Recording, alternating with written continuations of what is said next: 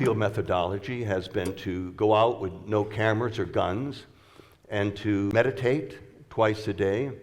Sometimes I fish and then telepath to them and just wait for them to come to me. Now, over the years, I've collected all the physical evidence you could. Hair samples of tracks.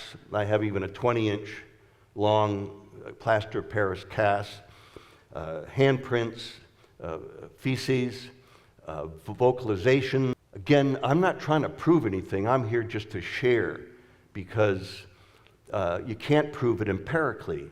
However, the evidence is so strong, not only for the existence of Sasquatch, but for a Bigfoot UFO connection.